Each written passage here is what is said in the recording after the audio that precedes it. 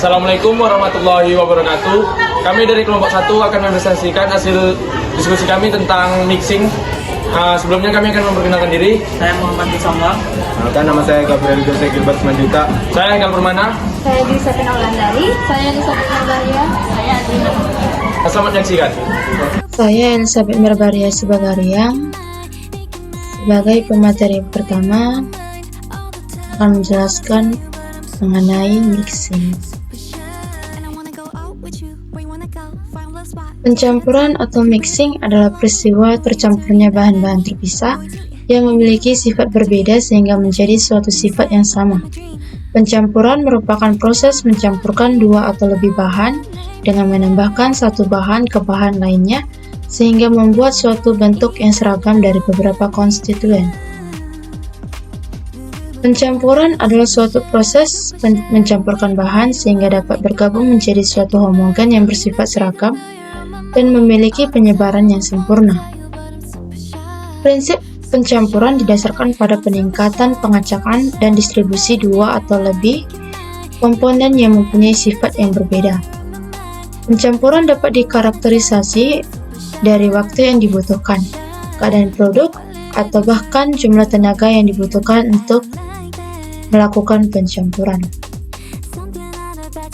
Tujuan dari proses pencampuran diantaranya yaitu untuk menghasilkan campuran massal yang bila dibagi ke dalam dosis yang berbeda, setiap unit dosis berisi proporsi yang benar dari masing-masing bahan.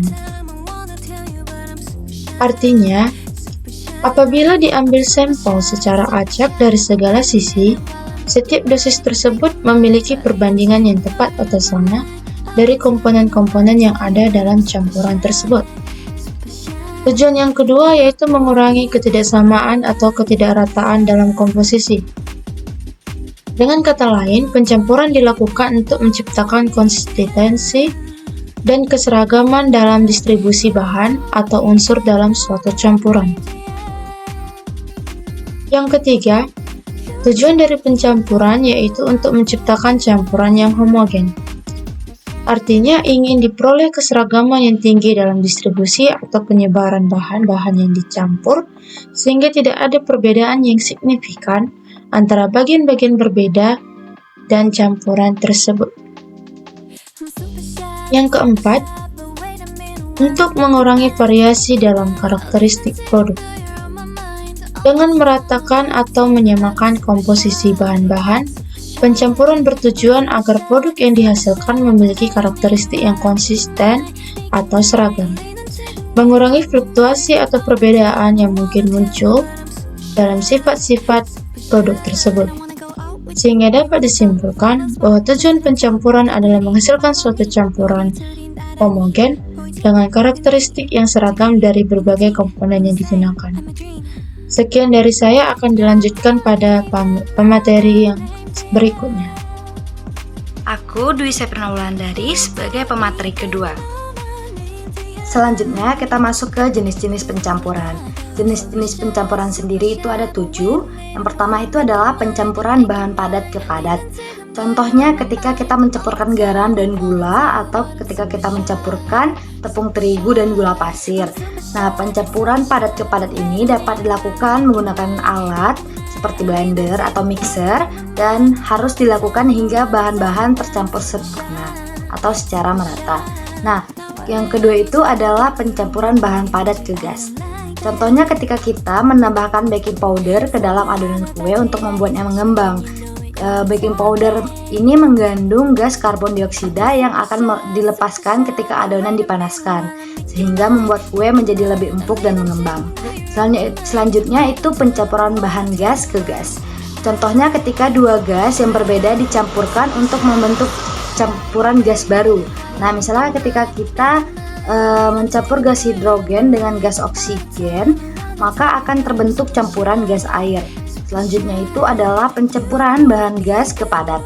Ketika kita menambahkan gas nitrogen ke dalam tanah untuk meningkatkan kualitas tanah dan pertumbuhan tanaman. Dalam hal ini, gas nitrogen akan larut dalam air di dalam tanah dan akan tersedia untuk digunakan oleh akar tanaman. Selanjutnya itu adalah pencampuran bahan cair ke cair. ketika kita mencampurkan air dengan minyak goreng untuk membuat saus atau dressing. Nah, itu contohnya. Dalam hal ini, air dan minyak akan tercampur secara merata dan membentuk campuran cair yang baru. Selanjutnya itu adalah pencampuran bahan cair dan padat. Ketika kita mencampurkan air dengan tepung terigu untuk membuat adonan kue atau roti. Dalam hal ini, air akan dicampurkan dengan tepung hingga membuat adonan yang diuleni dan dibentuk sesuai dengan keinginan. Yang terakhir ada cair ke gas. Contohnya ketika kita mencampurkan air dengan karbon dioksida untuk membuat minuman bersoda. Dalam hal ini, air dicampurkan dengan karbon dioksida hingga membentuk minuman yang berkarbonasi. Oke, selanjutnya kita masuk ke tipe pencampuran atau mixing. Tipe pencampuran atau mixing ini dibagi atas 3, yaitu mixing positif, mixing negatif, dan mixing netral. Mixing positif adalah proses pencampuran 2 atau lebih bahan yang menghasilkan efek lebih baik daripada bahan-bahan tersebut jika digunakan secara terpisah. Contohnya adalah mencampurkan bahan kimia tertentu untuk meningkatkan keefektifan obat atau mencampurkan bahan makanan tertentu untuk meningkatkan rasa dan nutrisi. Untuk ciri-cirinya biasanya terjadi secara spontan, terjadi pada gas dan liquid yang bisa campur dan cenderung membentuk pencampuran ideal atau sempurna. Selanjutnya itu adalah mixing negatif. Mixing negatif adalah proses pencampuran 2 atau lebih bahan yang menghasilkan efek yang lebih buruk daripada bahan-bahan tersebut jika digunakan secara terpisah. Contohnya itu ketika mencampurkan bahan kimia yang tidak cocok dan dapat menimbulkan reaksi kimia yang berbahaya. Ciri-cirinya ini komponen cenderung memisah, dibutuhkan energi yang lebih besar untuk mempertahankan campuran, dan terjadi pada suspensi padat dalam cairan. Selanjutnya itu adalah mixing netral. Mixing netral adalah proses pencampuran 2 atau lebih bahan yang tidak menghasilkan efek yang signifikan baik positif maupun negatif. Contohnya adalah mencampurkan air dengan garam dalam jumlah yang tepat untuk membuat larutan saline yang netral. Ciri-cirinya tidak mempunyai kecenderungan untuk mencampur atau memisah secara spontan. Terjadi bila proses mixing dan demixing berlangsung, contohnya pada pencampuran serbuk dan pasta. Oke, selanjutnya itu akan dilanjutkan oleh teman saya. Baik, di sini saya akan melanjutkan presentasi dari Dwi tadi, di mana faktor-faktor yang mempengaruhinya adalah bahan, alat, dan kondisi juga perlakuannya. Yang pertama, faktor-faktor yang mempengaruhinya yaitu derajat pencampuran dipengaruhi oleh banyaknya faktor, antara lain itu aliran yang turbulen dan laju alir bahan yang tinggi biasanya menguntungkan proses pencampuran. Sebaliknya, aliran yang laminer dapat menggagalkan pencampuran. Kemudian ada ukuran partikel. Semakin luas permukaan kontak bahan-bahan yang harus dicampur, yang berarti semakin kecil partikel dan semakin mudah gerakannya di dalam pencampuran, maka proses pencampuran akan semakin baik. Perbedaan ukuran yang besar dalam proses pencampuran akan menyulitkan dalam terciptanya derajat pencampuran yang tinggi.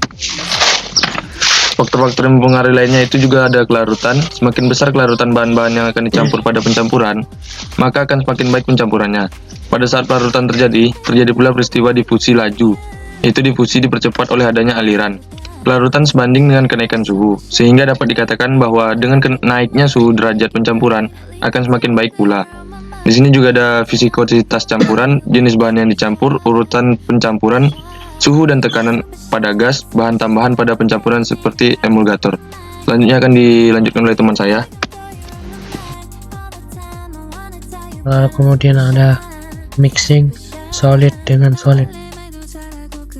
Ini merupakan proses pencampuran 2 bahan atau lebih yang berwujud padatan, di mana dari proses pencampuran ini didapatkan suatu keadaan 2 bahan atau lebih tersebut tersebar secara merata. Pada proses pencampuran bahan padat, ukuran partikel dan distribusi ukuran partikel penting karena sangat menentukan besarnya gaya gravitasi dan inersia yang dapat menyebabkan gerakan relatif antar partikel terhadap gaya permukaan yang menahan gerakan tersebut. Pada proses pembuatan produk yang siap untuk diperdagangkan dan pada pengolahan produk setengah jadi, seringkali bahan-bahan padat harus dicampurkan dengan sejumlah kecil cairan. Di sini dapat terbentuk bahan padat yang lembab atau campuran yang sangat viskos seperti pasta atau adonan. Seringkali cairan harus juga ditambahkan ke dalam pasta, adonan atau massa yang plastis tersebut. Contohnya, mencampur serbuk dengan cairan untuk membuat butir-butiran granulat.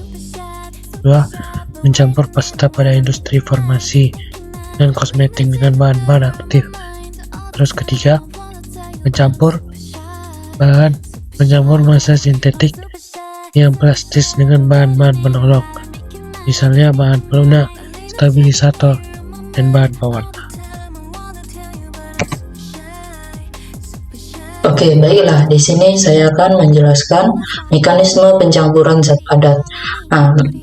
Pencampuran zat padat, mekanismenya ini ada 3. Yang pertama itu ada convective mixing, yang kedua shear mixing, yang ketiga diffusive mixing.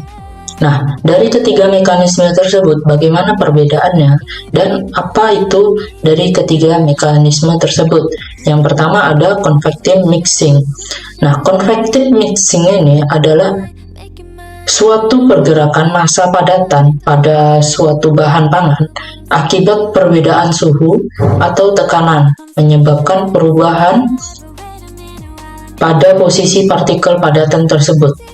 Nah, kalau kita lihat bagaimana dengan contohnya dari convective mixing ini, pencampuran ini mekanismenya kita bisa lihat pada proses pelelehan coklat dalam air panas. Nah, ketika proses tersebut, coklat yang dipanaskan partikelnya akan bergerak dari daerah yang padat menuju ke daerah yang lebih cair atau dengan suhu yang lebih tinggi.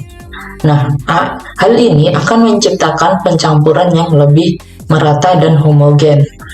Selanjutnya ada shear mixing. Shear mixing adalah suatu mekanisme yang terjadi pada pencampuran zat padat. Nah, ini terjadi saat gaya gesekan atau gaya yang berlawanan mengakibatkan pergerakan atau pencampuran zat padat. Nah, contoh dari shear mixing ini adalah ketika antara dua bagian padatan yang bergerak berlawanan arah, seperti ketika kita membuat suatu adonan roti yang diuleni. Nah, yang mengakibatkan pada proses menguleni adonan roti tersebut, ini akan menyebabkan pergeseran, pergerakan, dan pemadatan antara tepung dengan air, sehingga menjadi adonan yang padat dan homogen.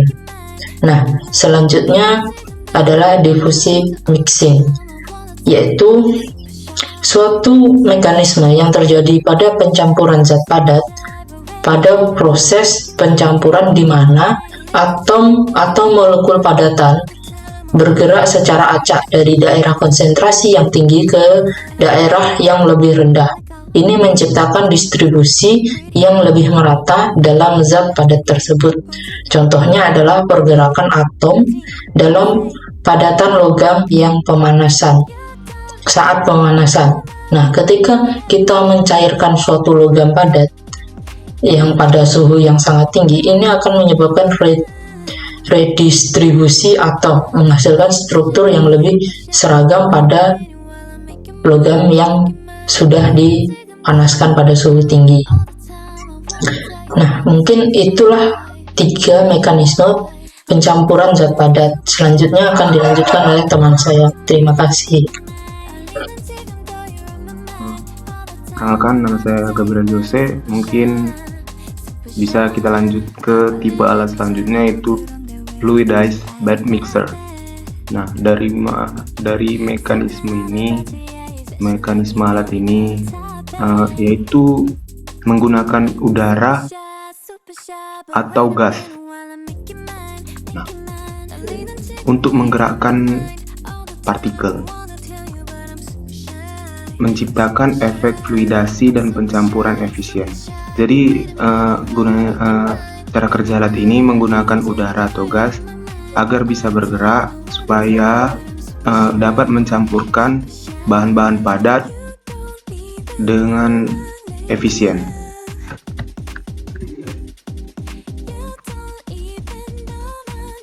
Tipe alat selanjutnya itu vortex mixer. Vortex mixer adalah alat laboratorium yang menggunakan prinsip vortex atau pusaran untuk mencampur bahan padat dengan cairan atau bahan lainnya. Nah, vortex mixer ini biasa ditemui di laboratorium seperti laboratorium AHP. Kita punya seperti ini. Cara kerjanya itu gelas reaksi atau tabung reaksi itu ditaruh di atas, kemudian ditekan, tabung reaksinya itu ditahan tutupnya menggunakan jempol, kemudian akan berputar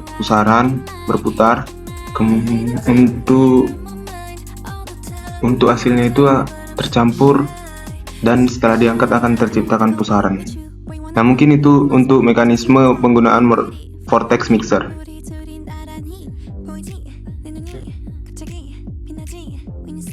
Kemudian ada alat selanjutnya itu high shear mixer. Nah, alat ini menggunakan kecepatan tinggi dalam mencampur bahan padat. Biasanya alat ini sering digunakan dalam industri farmasi, makanan, untuk mencapai dispersi yang sesuai.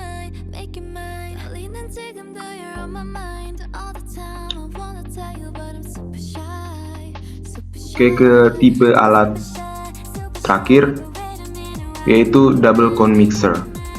Seperti namanya, double cone mixer, ada cone di atas dan di bawah.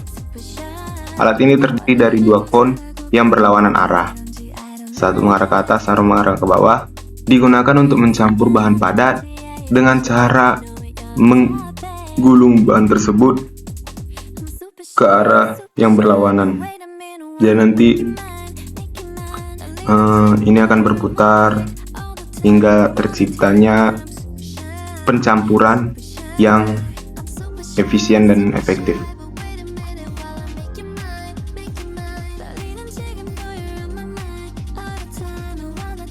Mungkin sekian saja penjelasan dari kelompok kami. Jika ada salah kata atau salah pengucapan, mohon dimaafkan. Selamat menyaksikan, selamat menonton, dan terima kasih.